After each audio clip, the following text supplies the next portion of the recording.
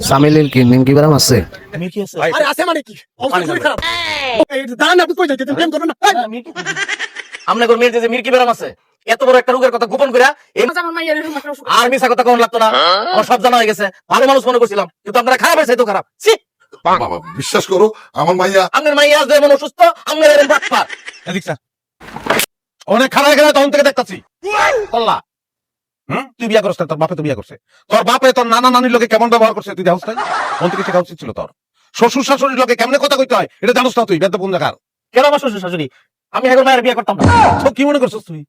চামিলি ঘরে পড়ে থাকো তুই বিয়া না করলে? ওর যদি দুটো কিডনি না থাকে, লিভার না থাকে, ওর যদি হার্ট না থাকে, ওর চোখ যদি আন্ধা হয়, কোনো ব্যাপার না, আমি বিয়া করবো। মির্গি রক্ত দূরের কথা বেটা।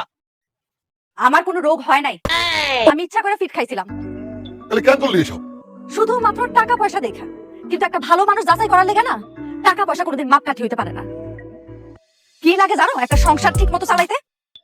ভালোবাসা। আবুল হোসেন ভাই আমারে ভালোবাসে। আমি চাইলে কিন্তু আবুল হোসেন ভাইয়ের হাত ধরে ভাইকে যেতে পারতাম, কিন্তু আমি করি নাই। চাই নাই তোমাদের মুখে চুনকালি মাখতে। আবুল হোসেন ভাইও চাই নাই তোমাদের মুখে চুনকালি মাখতে। উনি কি চাইছে জানো? উনি চাইছে সবার সাথে একসাথে মিলামিশা সুন্দর। এটা আমার সাথে চিটিং করা হয়েছে। আমি যদি জানতাম যে তোমার কোনো অসুখ নাই, তাহলে তো আমি জীবনেও না করতাম। আঙ্কেল আন্টি, আমি আপনার কোনো মেয়ের বিয়ে করবো। আমি বিয়ে করে একদম এই গ্রামতে যাবো, আর কোনোদিন এই গ্রাম আইতাম না। তো কোনোদিনও আসা লাগবে না। এখন এখান থেকে তাড়াতাড়ি পালা। তোর মতো চশম করে সাথে আমি কোনোদিন মেয়াদ দিয়ে দেবো না। আন্টি দেখ না আঙ্কেল কি কয়। শুনোস নাই কি কয়? আবার কেবো তোর থেকে হাজার গুণে আবুল হোসেন অনেক ভালো করে। কথা ঠিক কইছে।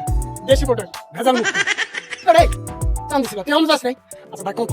ওরে কেমনে ফোন করবো? নানান ভাবে অপমান করা যায়, কিন্তু তোর ভাবি যেহেতু কইছে ও আমাকে মেহমান, থাকো থাকেন ভাই। ওদিকে যাবি না? সোজা এক আবদার আছে। ক। আপনার ভাইরা হইতে চাই। পয়লাই তুই ডিসকোয়ালিফাইড। শ্বশুরের সামনে এগুলো কইতে হয় না। আরে বেটা ভালোবাসাটাকে শিখ, সময় লাগবে, দীর্ঘদিন ধরে ভালোবাসা শেখ, শিখা আমার কাছে আয়, পরীক্ষা দে, পাশ করলে তারপর আমি বিয়ে করব। বুড়ো হয়ে যাবো। বুড়ো হইলে হবি বেটা, প্রেমের ক্ষেত্রে বয়স কোনো ব্যাপারই না, কি করাবা? ঠিক আছে না? আরে আম্মা ওইটা বিশ্বাস করে।